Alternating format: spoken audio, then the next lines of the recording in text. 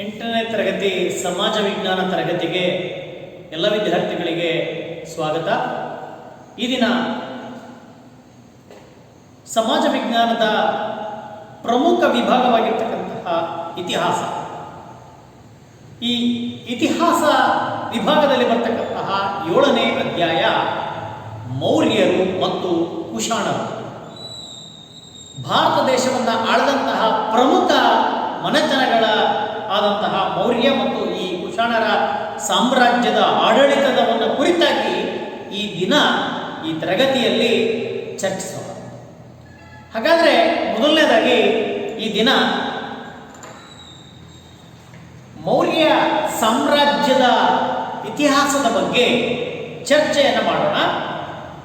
ಈ ಅಧ್ಯಾಯದಲ್ಲಿ ಬರ್ತಕ್ಕಂತಹ ಪ್ರಮುಖ ಅಂಶಗಳು ಯಾವ್ಯಾವು, ಯಾವ ಅಂಶಗಳ ಬಗ್ಗೆ ಈ ದಿನದ ತರಗತಿಯಲ್ಲಿ ಚರ್ಚೆಯನ್ನು ಮಾಡೋಣ.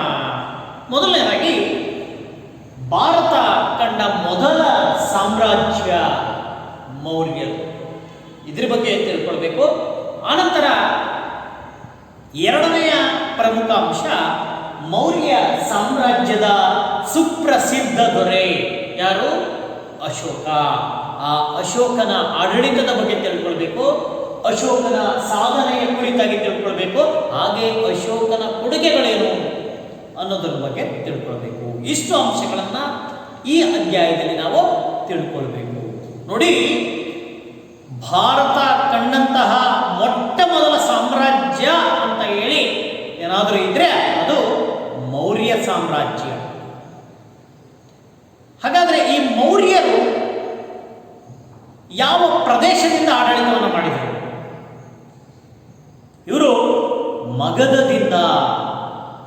ಮಗಧ ಪ್ರದೇಶವನ್ನ ರಾಜಧಾನಿಯಾಗಿ ಮಾಡಿಕೊಂಡು ಆಡಳಿತವನ್ನು ಮಾಡಿದಂಥವರು ಮೌರ್ಯ ವಂಶದವರು. ಹಾಗಾದ್ರೆ ಈ ಮೌರ್ಯ ವಂಶದ ಪ್ರಮುಖ ರಾಜರುಗಳು ಯಾರು? ಈ ಮನೆತನದ ಪ್ರಮುಖ ರಾಜರುಗಳು ಯಾರು ಅಂತೇಳಿ ನಾವು ಮೊದಲನೇದಾಗಿ ಚಂದ್ರಗುಪ್ತ ಮೌರ್ಯ.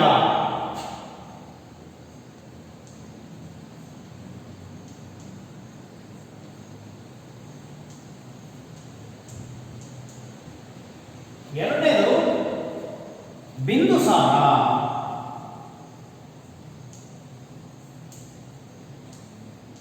ಮೂರನೇದು ಅಶೋಕ.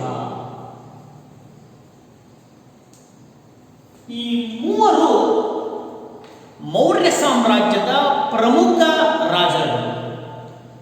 ಸೊ ಇವರ ಕಾಲದಲ್ಲಿ ಮೌರ್ಯ ಸಾಮ್ರಾಜ್ಯ ಉನ್ನತವಾದಂತಹ ಒಂದು ಸ್ಥಾನಮಾನವನ್ನು ನಮ್ಮ ಭಾರತ ದೇಶದ ಇತಿಹಾಸದಲ್ಲಿ ಅಚ್ಚಳಿಯದೆ ಉಳಿಯುವ ಹಾಗೆ ಮಾಡಿದಂತಹ ರಾಜರುಗಳು ಅಂತ ಹೇಳಿದ್ರೆ ಈ ಮೂವರು.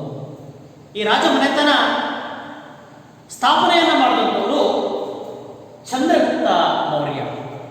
ಇವನ ಪ್ರಖ್ಯಾತಿಯನ್ನ,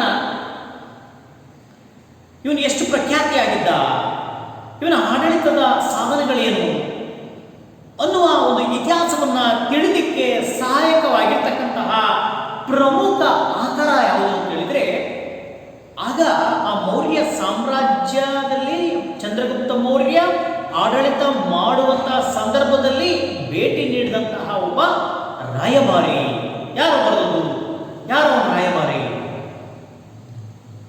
ಗ್ರೀಕರ ರಾಯಭಾರಿ ಅವನು, ಗ್ರೀಕ್ ದೇಶದ ರಾಯಭಾರಿ ಅವನೇ ಮೆಗಾಸ್ತನೀಸ್. ಆ ಮೆಗಾಸ್ತನೀಸ್ ಅನ್ನುವ ಒಬ್ಬ ಗ್ರೀಕ್ ರಾಯಭಾರಿ ಮೌರ್ಯ ಸಾಮ್ರಾಜ್ಯಕ್ಕೆ ಭೇಟಿ ನೀಡಿದಾಗ ಅವನು ಕಂಡಂತಹ ಅನೇಕ ಘಟನೆಗಳನ್ನು, ಮೌರ್ಯನ ಆಡಳಿತದ ವೈಖರಿಗಳನ್ನು ತನ್ನ ಪುಸ್ತಕದಲ್ಲಿ ದಾಖಲಿಸಿಕೊಳ್ತಾ ಹೋಗ್ತಾನೆ.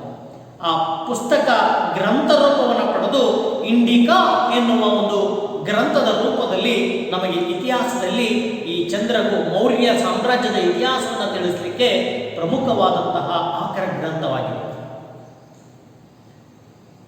ಹಾಗೆ ಅಷ್ಟೇ ಅಲ್ಲ, ಅನೇಕ ಆಧಾರಗಳು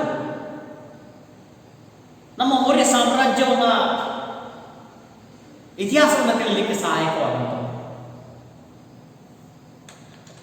ಮುಂದೆ ಯಾವ ಪ್ರಮುಖವಾದಂತಹ ಆಕರಗಳು ಈ ಮೌರ್ಯ ಸಾಮ್ರಾಜ್ಯದ ಇತಿಹಾಸವನ್ನು ತಿಳಿಲಿಕ್ಕೆ ಸಾಧ್ಯ ಆಗಿರುವಂಥದ್ದನ್ನು ನಾವು ನೋಡೋದಾದ್ರೆ, ಮೊದಲನೇದಾಗಿ ಈ ಮೆಗಾಸ್ತನೀಸ್ ಬರೆದಂತಹ ಇಂಡಿಕಾ ಗ್ರಂಥ. ಮೆಗಾಸ್ತನೀಸ್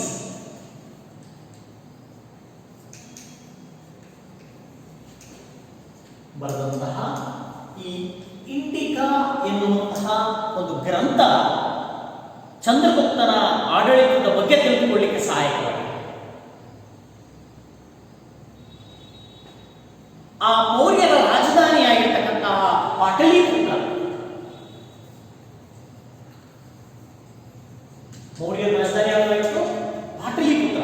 ಈ ಪಾಟಲಿಪುತ್ರದಲ್ಲಿ ತನ್ನ ಅನುಭವಗಳನ್ನ, ಯಾರು ಗ್ರೀಕಿನ ರಾಯಭಾರಿಯಾಗಿರ್ತಕ್ಕಂತಹ ಮೆಗಾಸ್ತನೀಸ್ ತನ್ನ ಅನುಭವಗಳನ್ನು ಇಂಡಿಕಾ ಕೃತಿಯಲ್ಲಿ ಬರೆದಿದ್ದಾರೆ.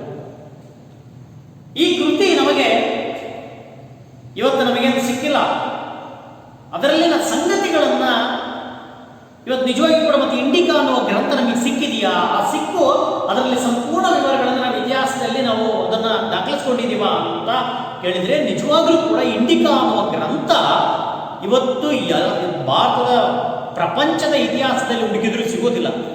ಹಾಗೆ ಮತ್ತೆ ಹೇಗೆ ನಾವು ಇಂಡಿಕಾ ಅನ್ನೋ ಒಂದು ಗ್ರಂಥ ಮೆಗಾಸ್ತನೀಸ್ ಬರೆದು ಅಂತೇಳಿ ನಮಗೆ ತಿಳಿಸುತ್ತೆ ಅಂತ ಹೇಳಿದ್ರೆ, ಅದರಲ್ಲಿನ ಸಂಗತಿಗಳನ್ನು ನಂತರ ಬಂದಂತಹ ಗ್ರೀಕಿನ ಬರಹಗಾರರಾಗಿರ್ತಕ್ಕಂತಹ ಹೆರೋಡೋಟಸ್ ಆಗಿರ್ಬೋದು, ಡಿಯೋಡರಸ್ ಆಗಿರ್ಬೋದು, ಸ್ಟ್ರಾಬೋ ಅನ್ನೋನಾಗಿರ್ಬೋದು, ಫುಲಿನಿ ಅನ್ನೋನಾಗಿರ್ಬೋದು, ಇವರೆಲ್ಲ ಗ್ರೀಕನ ಪ್ರಮುಖ ಇತಿಹಾಸಕಾರ.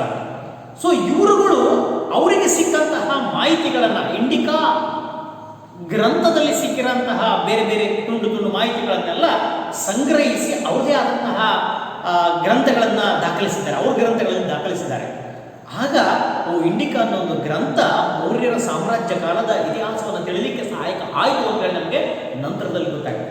ಈ ಕೃತಿ ಮೌರ್ಯರ ಕಾಲದ ನಗರದ ಆಡಳಿತ ಹೇಗಿತ್ತು, ಆಗಿನ ಕಾಲದ ಸಾಮಾಜಿಕ ಪರಿಸ್ಥಿತಿ, ಆರ್ಥಿಕ ಸಂಗತಿಗಳು ಹೇಗಿದ್ದವು ಅನ್ನೋದನ್ನು ತಿಳ್ಕೊಳ್ಳಿಕ್ಕೆ ಈ ಇಂಡಿಕಾ ಕೃತಿ ತುಂಬ ಹೆಲ್ಪ್ ಆಗುತ್ತೆ. ಅದರ ಜೊತೆಗೆ ಇನ್ನೊಂದು ಪ್ರಮುಖವಾದಂತಹ ಒಂದು ಗ್ರಂಥ, ಮೌರ್ಯ ಸಾಮ್ರಾಜ್ಯದ ಬಗ್ಗೆ ತಿಳ್ಕೊಳ್ಳಿಕ್ಕೆ ಸಹಾಯಕ ಆಗಿರ್ತಕ್ಕಂಥ ಒಂದು ಗ್ರಂಥ ಹೇಳಿದ್ರೆ ಅರ್ಥಶಾಸ್ತ್ರ. ಮತ್ತು ಅರ್ಥಶಾಸ್ತ್ರ, ಸೊ ಇದು ಕೂಡ ಬರೆದವರು ಕೌಟಿಲ್ಯ. ಇವನಿಗೆ ಮತ್ತೊಂದು ಹೆಸರು ವಿಷ್ಣುಗುಪ್ತ ಅಂತ ಇತ್ತು, ಮತ್ತೊಂದು ಹೆಸರು ಚಾಣಕ್ಯ ಅಂತ ಇತ್ತು, ಹೌದಾ? ಸೊ ಈ ಅರ್ಥಶಾಸ್ತ್ರವನ್ನ ಈ ಚಂದ್ರಗುಪ್ತ ಮೌರ್ಯನ ಗುರು ಯಾರು, ಅವನೇ ಕೌಟಿಲ್ಯ, ವಿಷ್ಣುಗುಪ್ತ ಅಥವಾ ಚಾಣಕ್ಯ ಅಂತ ಮೂರು ಹೆಸರಿನಲ್ಲಿ ಅವನನ್ನು ಕರೀತಾರೆ. ಈತ ಯಾರು ಅಲ್ಲ, ಈ ಮೌರ್ಯ ಸಾಮ್ರಾಜ್ಯದ ಸ್ಥಾಪನೆಗೆ ಮೂಲ ಕರ್ತೃ ಇವರು ಬರೆದಂತಹ ಒಂದು ಗ್ರಂಥ ಅರ್ಥಶಾಸ್ತ್ರ. ಅದಕ್ಕೋಸ್ಕರನೇ ಇವರನ್ನ ಚಂದ್ರಗುಪ್ತ ಮೌರ್ಯ ತನ್ನ ರಾಜ್ಯದ ಪ್ರಧಾನಮಂತ್ರಿಯಾಗಿ ಕೌಟಿಲ್ಯನನ್ನ ನೇಮಿಸಿಕೊಂಡಿರ್ತಾರೆ. ಅರ್ಥಶಾಸ್ತ್ರ ಗ್ರಂಥ ಸಂಸ್ಕೃತ ಭಾಷೆಯಲ್ಲಿದೆ. ಇದು ರಾಜನಿಗೋ ಏನು ಮಹತ್ವ ಏನಿದೆ ಇದರಲ್ಲಿ ಅಂತ ವಿಶೇಷತೆ ಏನಿದೆ ಅರ್ಥಶಾಸ್ತ್ರದಲ್ಲಿ ಅಂತ ಹೇಳಿದ್ರೆ, ಈ ಅರ್ಥಶಾಸ್ತ್ರದಲ್ಲಿ ಯಾರೇ ರಾಜ ಆಗಿರಬಹುದು, ಒಬ್ಬ ರಾಜರಾಗಿದ್ದಂತೂ ತಿಳಿಯಲೇಬೇಕಾಗಿದ್ದಂತಹ ಒಂದು ರಾಜ್ಯದ ಆಡಳಿತ ಹೇಗಿರಬೇಕು, ವಿದೇಶಾಂಗ ನೀತಿ ಅಂದರೆ ಬೇರೆ ದೇಶದ ಜೊತೆಗೆ ಯಾವ ರೀತಿಯಾದಂತಹ ಸಂಬಂಧವನ್ನು ಇಟ್ಕೊಂಡಿರಬೇಕು, ಹಾಗೆ ನ್ಯಾಯದಾನದ ಸಂಗತಿಗಳನ್ನು ಸವಿವರವಾಗಿ ತಿಳಿಸ್ತಕ್ಕಂಥ ಒಂದು ಗ್ರಂಥವೇ ಈ ಅರ್ಥಶಾಸ್ತ್ರ. ಈ ಗ್ರಂಥದಿಂದ ಏನು ನಮಗೆಲ್ಲ ತಿಳಿಯುತ್ತೆ, ಮೌರ್ಯರ ಕಾಲದ ರಾಜಕೀಯದ ಬಗ್ಗೆ, ಆರ್ಥಿಕತೆ, ಆಡಳಿತಾತ್ಮಕ, ಸಾಮಾಜಿಕ ಮೊದಲಾದಂತಹ ಸಂಗತಿಗಳನ್ನು ನಾವು ಇದರ ಮೂಲಕ ತಿಳಿದುಕೊಳ್ಳಿಕ್ಕೆ ಸಹಾಯಕ ಆಗಿದೆ. ಮತ್ತೊಂದು ಒಂದು ಪ್ರಮುಖವಾದಂತಹ ಗ್ರಂಥ ಇವರ ಕಾಲದ್ದು ಮುದ್ರಾರಾಕ್ಷಸ.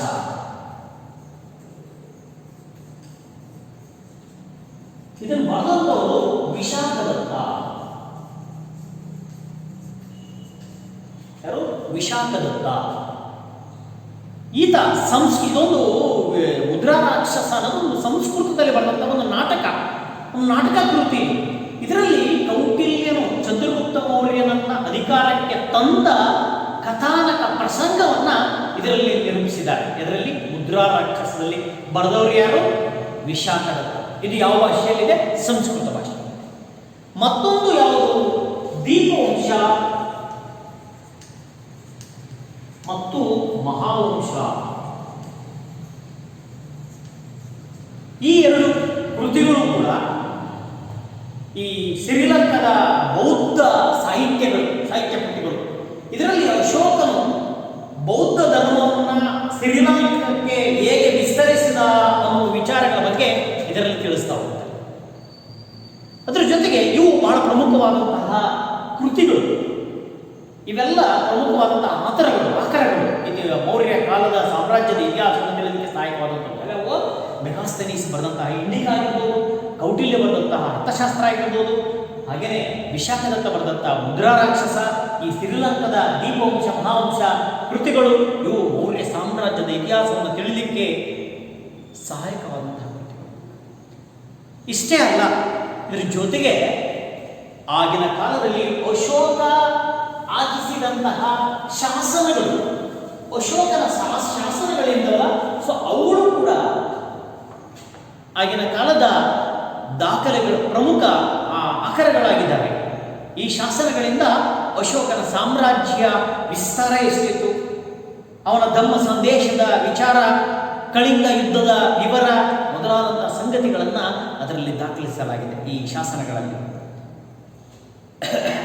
ಹಾಗಾದರೆ ಈ ಮೌರ್ಯ ಸಾಮ್ರಾಜ್ಯವನ್ನು ಸ್ಥಾಪಿಸಿದವನು ಯಾರು?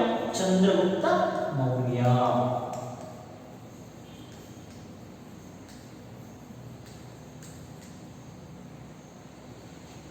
ಈತ ತನ್ನ ಗುರುವಾಗಿರ್ತಕ್ಕಂತಹ ಕೌಟಿಲ್ಯನ ಮಾರ್ಗದರ್ಶನದಲ್ಲಿ ನಂದ ವಂಶದ ಕೊನೆಯ ದೊರೆ ಹೇಗೆ ಸ್ಥಾಪನೆ ಮಾಡ್ತಾನೆ?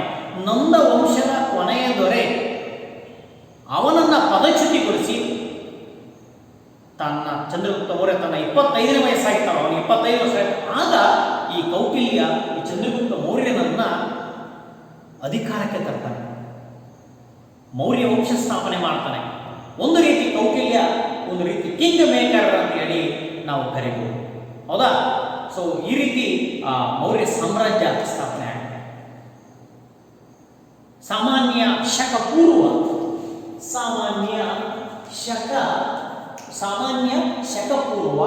321ರಿಂದ 298ರವರೆಗೆ, ಸಾಮಾನ್ಯ ಶಕ ಪೂರ್ವ 321ರಿಂದ 298ರವರೆಗೆ ಈ ಚಂದ್ರಗುಪ್ತ ಮೌರ್ಯ ಆಡಳಿತವನ್ನು ಮಾಡ್ತಾನೆ. ಆ ಹೊತ್ತಿಗೆ ಭಾರತದಲ್ಲಿ ಪಂಜಾಬ್ ಪ್ರಾಂತ್ಯದಲ್ಲಿನ ಈ ಪ್ರದೇಶವನ್ನ ಅಲೆಕ್ಸಾಂಡರ್ನ ಉತ್ತರಾಧಿಕಾರಿ ಯಾರು? ಸೆಲ್ಯೂಕಸ್. Very good. ಆ ಸೆಲ್ಯೂಕಸ್ ನಿಕ್ಯಾಟರ್ ಅಂತ ಹೇಳಿ, ಸೊ ಅವನು ಆಳ್ತಾ ಇದ್ದ ಎಲ್ಲಿ? ವಾಯುವ್ಯ ಭಾರತದಲ್ಲಿ. ನೋಡಿ, ಭಾರತದ ನಕ್ಷೆಯ ಪರಿಕಲ್ಪನೆ ನಮಗೆ ಇತಿಹಾಸವನ್ನು ಅಭ್ಯಾಸ ಮಾಡ್ತಿದ್ದ ನಮಗೆ ಇರಬೇಕು. ಇದ್ಯಾವುದು? ಪೂರ್ವ, ಹೌದಾ?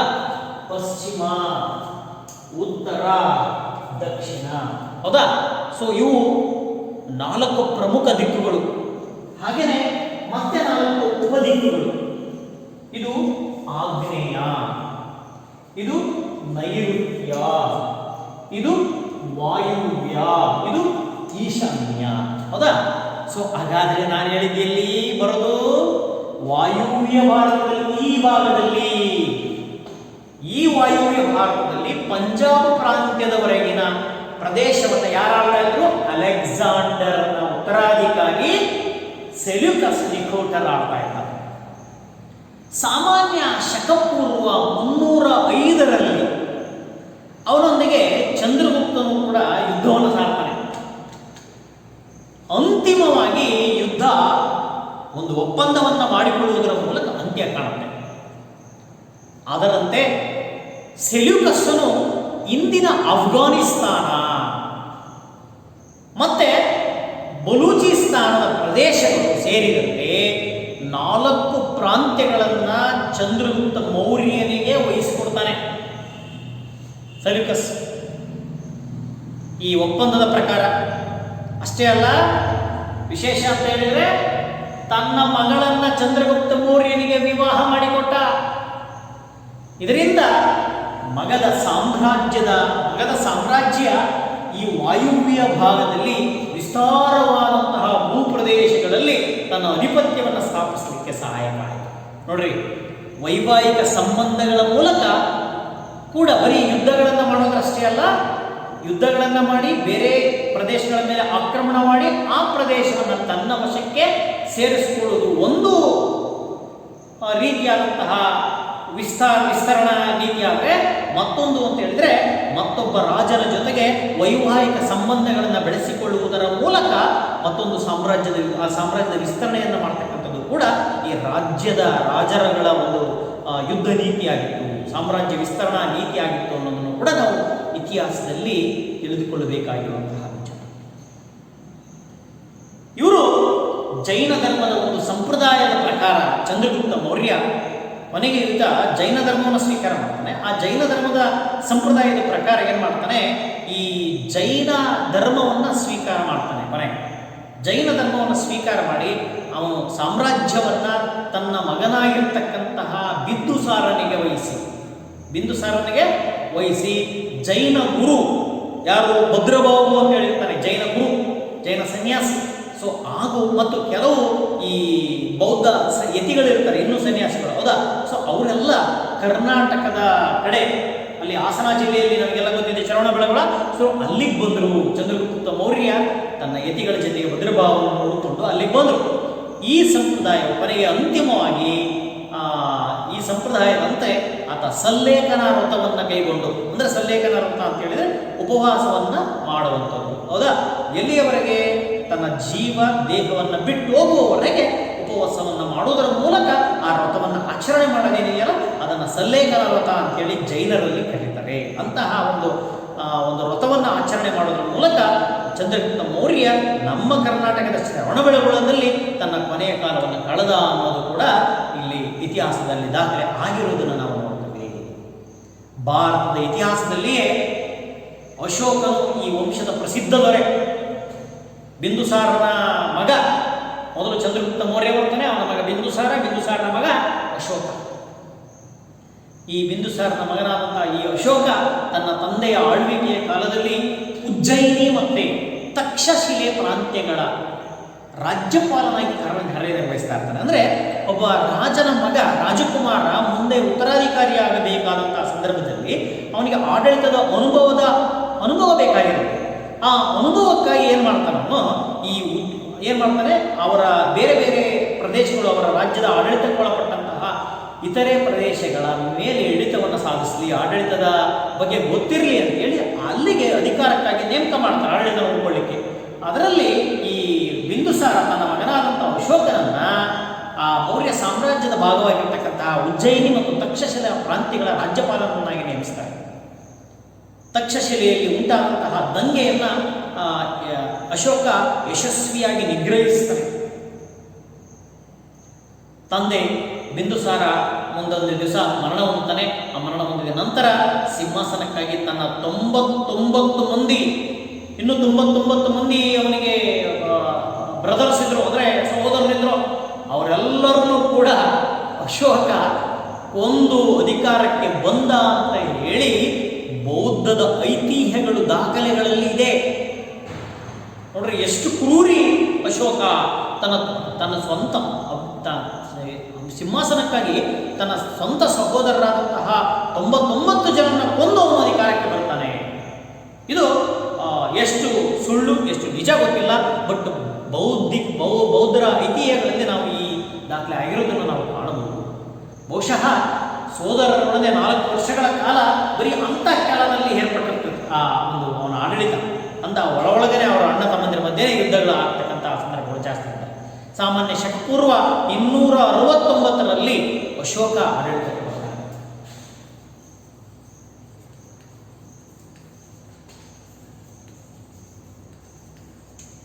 ಸಾಮಾನ್ಯ ಶಕಪೂರ್ವ ಎಷ್ಟರಲ್ಲಿ 269ರಲ್ಲಿ ಆಡಳಿತ ಸಿಂಹಾಸನವನ್ನು ಏರ್ತಾರೆ.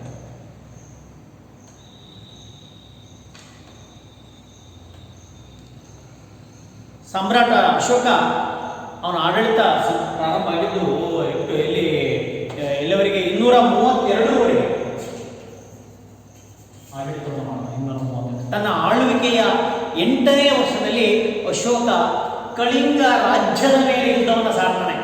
ಕಳಿಂಗ ರಾಜ್ಯದ ಮೇಲೆ ಯುದ್ಧವನ್ನು ಸಾರಿ ರಾಜನಾದಂತಹ ನಂತರ ಅಶೋಕ ನಡೆಸಿದಂತಹ ಏಕೈಕ ಯುದ್ಧ. ಅವನು ಮೊದಲು ಯುದ್ಧ ನಡೆಸಿದ್ದ, ಅವರ ಸಹೋದರನೆಲ್ಲ ಕೊಂದ.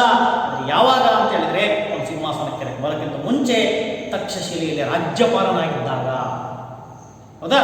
ಸೊ ಆದರೆ ಅವನು ರಾಜನಾದ ಮೇಲೆ ಕೈಗೊಂಡಂತಹ ಮೊದಲ ಯುದ್ಧ ಯಾವುದು ಅಂತ ಹೇಳಿದ್ರೆ ಅದೇ ಕಳಿಂಗ ಯುದ್ಧ. ಅದೇ ಕೊನೆಯ ಯುದ್ಧವೂ ಕೂಡ ಆಗಿತ್ತು. ಮೌರ್ಯ ಸಾಮ್ರಾಜ್ಯದ ಅಧಿಪತ್ಯವನ್ನು ಒಪ್ಪಿಕೊಳ್ಳದ ಈ ಕಳಿಂಗ ರಾಜ್ಯವನ್ನ ಮೌರ್ಯ ಸಾಮ್ರಾಜ್ಯಕ್ಕೆ ಶರಣಾಗತನಾಗಲಿಲ್ಲ ಕಳಿಂಗ ರಾಜ್ಯ ಅಂತ ಹೇಳಿ ಆ ಕಳಿಂಗ ರಾಜ್ಯದ ಮೇಲೆ ಆಕ್ರಮಣವನ್ನು ಮಾಡ್ತಾನೆ. ಸಾಮಾನ್ಯ ಶಕ ಪೂರ್ವ 261ರಲ್ಲಿ ಅಶೋಕ ಆ ಕಳಿಂಗದ ಮೇಲೆ ಯುದ್ಧವನ್ನು ಸಾರ್ತಾನೆ. ಈ ಯುದ್ಧದ ಬಗೆಗೆ ಅಶೋಕ 12 ಬಂಡೆಗಲ್ಲುಗಳ ಮೇಲೆ ಶಾಸನಗಳನ್ನು ಕೆತ್ತಿಸ್ತಾನೆ. ಅವೆಲ್ಲವೂ ಕೂಡ ನಮಗೆ ಇವತ್ತು ಅಶೋಕನ ಕಳಿಂಗ ಯುದ್ಧದ ಬಗ್ಗೆ ಮಾಹಿತಿಯನ್ನು ತಿಳಿದುಕೊಳ್ಳಿಕ್ಕೆ ಸಹಾಯಕ ಆಗಿದೆ. ಅದರ ಪ್ರಕಾರ ಅಶೋಕನು ಅಧಿಕಾರಕ್ಕೆ ಬಂದ 8ನೇ ವರ್ಷ ಕಳಿಂಗದ ಮೇಲೆ ಯುದ್ಧವನ್ನು ಸಾರಿದ. ಯುದ್ಧದಲ್ಲಿ ಹಾಗಾದ್ರೆ ಯುದ್ಧ ಯಾವ ರೀತಿ ಆಯಿತು? ಅವನ ನಂತರ ಕಳಿಂಗ ಯುದ್ಧದ ನಂತರ ಮತ್ತ್ಯಾಕೆ ಬೇರೆ ಯಾವ ಯುದ್ಧನೂ ಕೂಡ ಮಾಡಲಿಲ್ಲ ಅಂತ ಪ್ರಸಂಗ ಏನು ನಡೀತು ಕಳಿಂಗ ಯುದ್ಧದಲ್ಲಿ ಅನ್ನೋದನ್ನು ನಾವು ನೋಡೋದಾದ್ರೆ, ಯುದ್ಧದಲ್ಲಿ ಸುಮಾರು 1,50,000 ಜನ ಸೆರೆ ಆಳುಗಳಾಗ್ತಾರೆ. 1,50,000 ಜನ ಸೆರೆಯಾಳುಗಳಾಗಿ ಸಿಗ್ತಾರೆ. ಅಷ್ಟೇ ಅಲ್ಲ, 1,00,000 ಜನ ಸತ್ತು ಹೋಗ್ತಾರೆ ಆ ಯುದ್ಧದಲ್ಲಿ. ಹಲವಾರು ಜನ ನಿರಾಶ್ರಿತರಾಗ್ತಾರೆ. ತಂದೆ ಅಲ್ಲಿ ಹೆಂಡತಿ ಮಕ್ಕಳನ್ನ ಅವ್ರ ಕುಟುಂಬವನ್ನು ಬಿಟ್ಟು ಅವ್ರಿಗೆ ಏನೂ ಇಲ್ಲದಂತಹ ರೀತಿಯಲ್ಲಿ 1,00,000 ಜನ ನಿರಾಶ್ರಿತರಾಗ್ತಾರೆ. ಕಳಿಂಗವನ್ನು ಅಶೋಕ ಕೊನೆಗೆ ಗೆಲ್ತಾನೆ. ಯುದ್ಧದಲ್ಲಿ ಆದಂತಹ ಸಾವು ನೋವುಗಳ ಅವರ ಮನವನ್ನು ಕಲಕುತ್ತೆ. ಅಷ್ಟೇ ಅಲ್ಲದೆ ಮತ್ತೆಂದೂ ಕೂಡ ತನ್ನ ಅಧಿಕಾರ ಅವಧಿಯಲ್ಲಿ ಯುದ್ಧವನ್ನು ಮಾಡಲಾರೆ ಅಂತ ಹೇಳಿ ನಿರ್ಧಾರವನ್ನು ಮಾಡ್ತಾನೆ. ಅದಕ್ಕೋಸ್ಕರ ಅವನು ತೀರ್ಮಾನ ಕೈಗೊಳ್ತಾನೆ. ದಿಗ್ವಿಜಯಕ್ಕಿಂತ ಯುದ್ಧವನ್ನು ಮಾಡಿ ದಿಗ್ವಿಜಯ ಮಾಡುವುದಕ್ಕಿಂತ ಧರ್ಮದ ವಿಜಯವೇ ಅತ್ಯುನ್ನತ ವಿಜಯ ಅಂತ ಹೇಳಿ ಅಶೋಕ ಭಾವಿಸ್ತಾನೆ. ಯುದ್ಧವನ್ನು ಸೃಷ್ಟಿಸಿದ ದುಃಖದಿಂದ ಪಶ್ಚಾತ್ತಾಪದ ಕಡೆಗೆ ತೆರಳುತ್ತಾ ಹೋಗ್ತಾನೆ. ಬೌದ್ಧ ಧರ್ಮದ ಕಡೆಗೆ ಪ್ರೇರೇಪಿತನಾಗ್ತಾನೆ. ಕೊನೆಗೆ ತನ್ನ ಆಡಳಿತದ ಉಳಿದ ಜೀವನವನ್ನು ಶಾಂತಿಯ ಪ್ರತಿಪಾದನೆಯನ್ನ ಮಾಡುವಲ್ಲಿ ಮೀಸಲಿಡ್ತಾನೆ.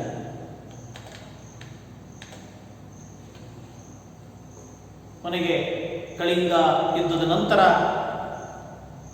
ಅವರ ತಂದೆ, ಅವರ ಅಜ್ಜ ಯಾರು ಚಂದ್ರಗುಪ್ತ ಮೌರ್ಯ, ಅವನು ಜೈನ ಧರ್ಮವನ್ನು ಸ್ವೀಕಾರ ಮಾಡಿದರೆ ಅಶೋಕ ಬೌದ್ಧ ಧರ್ಮವನ್ನು ಸ್ವೀಕಾರ ಮಾಡಿದ. ಬೌದ್ಧ ವಿಹಾರಗಳನ್ನು ಅಂದರೆ ಮಠಗಳನ್ನು, ಬೌದ್ಧ ಚೈತ್ಯಾಲಯಗಳನ್ನು, ಅವುಗಳಿಗೆಲ್ಲ ದಾನವನ್ನು ನೀಡ್ತಾನೆ. ತನ್ನ ಸಾಮ್ರಾಜ್ಯದಲ್ಲಿ ಪ್ರಾಣಿಗಳಿಗೆ, ಪಕ್ಷಿಗಳಿಗೆ ಯಾವುದೇ ಕಾರಣಕ್ಕೂ ಹತ್ಯೆಯನ್ನು ಮಾಡದಂತೆ ನಿಷೇಧವನ್ನೇ ಇರ್ತಾನೆ. ಯಾಕೆ ಅಂತಂದರೆ ಕಳಿಂಗ ಯುದ್ಧ ಅವನ ಮನಸ್ಸಿನಲ್ಲಿ ಅಷ್ಟೊಂದು ಬದಲಾವಣೆಯನ್ನು ತಂದಿರುತ್ತೆ. ಅದಕ್ಕಾಗಿ ಅವನು ಯಾವುದೇ ಕಾರಣಕ್ಕೂ ಒಂದು ಸಣ್ಣ ಪಕ್ಷಿ ಪ್ರಾಣಿಗಳಿಗೂ ಕೂಡ ಹಿಂಸೆ ಆಗೋದನ್ನು ಸಹಿಸಲಿಕ್ಕೆ ಸಾಧ್ಯನೇ ಇಲ್ಲ ಅನ್ನೋ ಮಟ್ಟಕ್ಕೆ ಅವನು ಬದಲಾವಣೆ ಆಗಿರ್ತಾನೆ. ಅದರಿಂದನೇ ಅವನು ಬೌದ್ಧ ಧರ್ಮವನ್ನು ಸ್ವೀಕಾರ ಮಾಡ್ತಾನೆ. ಅಶೋಕ ಪ್ರಜೆಗಳೆಲ್ಲರೂ ಕೂಡ ಅವನ ಆಡಳಿತ ಅವಧಿಯಲ್ಲಿ, ಅವನ ಸಾಮ್ರಾಜ್ಯದಲ್ಲಿರ್ತಕ್ಕಂಥ ಪ್ರಜೆಗಳೆಲ್ಲರೂ ಕೂಡ ಮಕ್ಕಳಿದ್ದಂತೆ ಅಂತ ಹೇಳಿ ಸಾಕ್ತಾನೆ. ತಂದೆ ತಾಯಿಗಳಿಗೆ ವಿಧೇಯರಾಗಿರಬೇಕೆಂದು, ಗುರು ಹಿರಿಯರನ್ನು ಗೌರವಿಸಬೇಕೆಂದು ಅನ್ನುವ ರೀತಿಯಲ್ಲಿ ಅವನು ಬೋಧನೆಯನ್ನು ಮಾಡ್ತಾನೆ. ಅಲ್ಲದೆ ದೀನರು, ದಲಿತರು, ಗುಲಾಮರು ಇವರ ಬಗೆಗೆ ದಯೆಯನ್ನು ತೋರಬೇಕು, ತಾವು ಬದುಕಬೇಕು, ಬೇರೆಯವರಿಗೆ ಬದುಕಲಿಕ್ಕೂ ಬಿಡಬೇಕು ಅಂತ ಹೇಳಿ ಬೋಧನೆಯನ್ನು ಮಾಡ್ತಾರೆ. ಇಷ್ಟು ಬದಲಾವಣೆ ಆಗುತ್ತೆ ಅವನ ಜೀವನದಲ್ಲಿ. ಒಬ್ಬ ಕ್ರೂರಿ ಅಶೋಕ ಯಾವ ರೀತಿ ಅವನ ಬದಲಾವಣೆ ಆಗ್ತಾನೆ ಅನ್ನೋದನ್ನು ನಾವು ಇತಿಹಾಸದಲ್ಲಿ ನೋಡಬಹುದು. ಸಾಮ್ರಾಜ್ಯದ ಉದ್ದಗಲಕ್ಕೂ ಕೂಡ ಧರ್ಮದ ಸಂದೇಶವನ್ನು ಸಾರ್ತಕ್ಕಂತಹ ಶಾಸನಗಳನ್ನು ಹಾಕಿಸ್ತಾನೆ. ದೇಶಗಳಿಗೂ ಕೂಡ ಬೌದ್ಧ ಧರ್ಮದ ಪ್ರಚಾರವನ್ನು ಮಾಡಲಿಕ್ಕೆ ತನ್ನ ಸ್ವತಃ ಮಕ್ಕಳನ್ನೇ ಕಳಿಸ್ಕೊಡ್ತಾನೆ. ಬನವಾಸಿಗೆ ರಕ್ಷಿತ, ಮಹಿಷಮಂಡಲಕ್ಕೆ ಮಹಾದೇವ ಅನ್ನುವ ಪ್ರಚಾರಕರನ್ನ ನೇಮಕ ಮಾಡ್ತಾನೆ. ಮಹಿಷಮಂಡಲ ಅಂದರೆ ಈಗಿನ ಮೈಸೂರೇ ಮಹಿಷಮಂಡಲ. ಅಷ್ಟೇ ಅಲ್ಲ, ಸಿಲೋನ್ ಅಂದರೆ ಶ್ರೀಲಂಕಾದಲ್ಲಿ ತನ್ನ ಸ್ವಂತ ಮಗ ರಾಹುಲ ಅನ್ನೋ ತನ್ನ ಸ್ವಂತ ಮಗಳು ಸಂಘಮಿತ್ರೆ ಅಂತೇಳಿ ಇವರಿಬ್ಬರನ್ನು ಕೂಡ ಶ್ರೀಲಂಕಾ ದೇಶಕ್ಕೆ ಕಳಿಸಿ ಬೌದ್ಧ ಧರ್ಮದ ಪ್ರಚಾರವನ್ನು ಕೈಗೊಳಿಸ್ತಾರೆ. ಸಾಮಾನ್ಯ ಶಕಪೂರ್ವ 250ರಲ್ಲಿ 3ನೇ ಬೌದ್ಧ ಸಮ್ಮೇಳನ ಆಗುತ್ತೆ. ಎಲ್ಲಿ? ಮೌರ್ಯರ ರಾಜಧಾನಿ ಯಾವುದು? ಪಾಟಲಿಪುತ್ರ. ಆ ಪಾಟಲಿಪುತ್ರದಲ್ಲಿ 3ನೇ ಬೌದ್ಧ ಸಮ್ಮೇಳನವನ್ನು ನಡೆಯುತ್ತೆ. ಆ ಸಮ್ಮೇಳನವನ್ನು ಇವನೇ ಸ್ವತಃ ನೆರವೇರಿಸ್ತಾರೆ. ಎಲ್ಲ ಖರ್ಚು ಅಶೋಕನನ್ನ ಶಾಸನಗಳ ಪಿತಾಮಹ ಅಂತೇಳಿ ಕರೀತಾರೆ. ಯಾಕೆಂದರೆ ಅಷ್ಟು ಶಾಸನಗಳನ್ನು ಅವನ ಬೌದ್ಧ ಧರ್ಮದ ಪ್ರಚಾರಕ್ಕಾಗಿ ಮತ್ತು ಅವನ ಕಾಲದ ಸಾಧನೆಗಳನ್ನು ಅದರಲ್ಲಿ ತಿಳಿಸಲಿಕ್ಕೋಸ್ಕರ ಆ ಕಲ್ಲು ಬಂಡೆಗಳ ಮೇಲೆ ಅವನು ಶಾಸನಗಳನ್ನು ಬರೆಸ್ತಾ ಹೋಗ್ತಾನೆ. ಈವರೆಗೆ ಓದಲಾಗಿರ್ತಕ್ಕಂತಹ ಮೊದಲ ಶಾಸನಗಳೆಂದು ಅಶೋಕನ ಶಾಸನಗಳನ್ನು ನಾವು ಓದಿಸ್ತೇವೆ. ಓದಿದಂಥ ಮೊದಲನೇ ಶಾಸನಗಳು ಯಾವ್ಯಾವ ಅಂತಂದರೆ ಅದು ಅಶೋಕನ ಶಾಸನ. 1837ರಲ್ಲಿ ಬ್ರಿಟಿಷ್ ಅಧಿಕಾರಿಯಾಗಿರ್ತಕ್ಕಂತಹ ಜೇಮ್ಸ್ ಪ್ರಿನ್ಸೆಪ್ ಅನ್ನೋನು ಅಶೋಕನ ಶಾಸನಗಳನ್ನು ಮೊದಲ ಬಾರಿಗೆ ಓದೋನು. ಅವನು ಅರ್ಥೈಸಿಕೊಂಡು ಅವನು ಓದೋನು ಯಾಕಂದರೆ ಬ್ರಿಟಿಷ್ ಅಧಿಕಾರಿಯಾಗಿರ್ತಕ್ಕಂಥ ಜೇಮ್ಸ್ ಪ್ರಿನ್ಸೆಪ್ ಅಂತ ಹೇಳಿ ಅವನು ಅಶೋಕನ ಶಾಸನಗಳಿಂದ 1837ರಲ್ಲಿ ಮೊದಲನೇ ಬಾರಿಗೆ ಓದ್ತಾನೆ.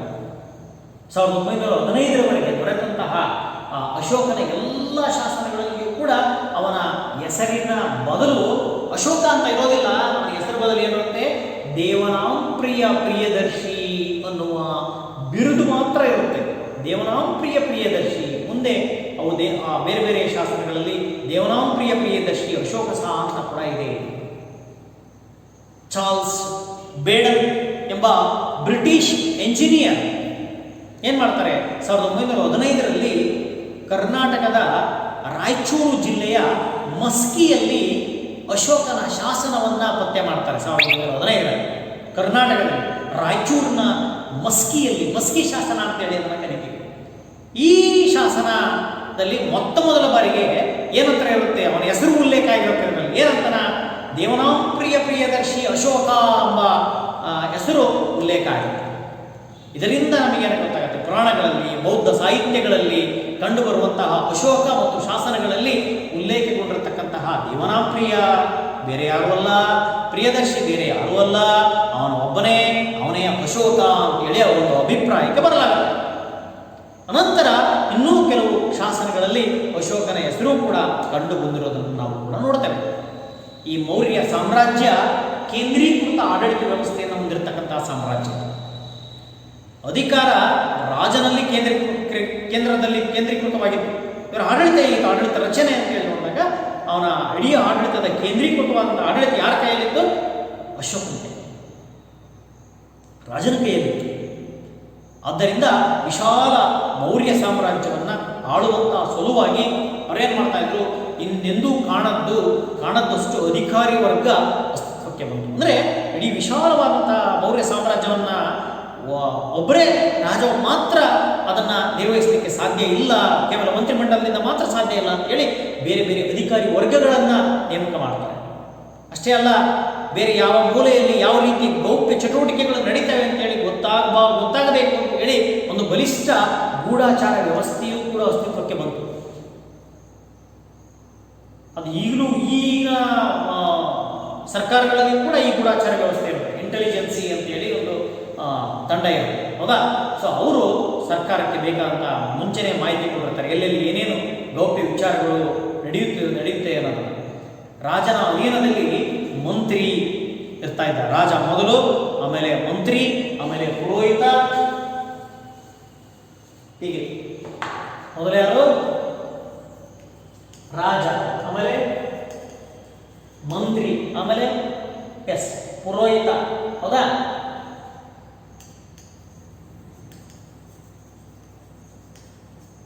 ಸೇನಾಪತಿ ನೋಡಿ, ಹೀಗೆ.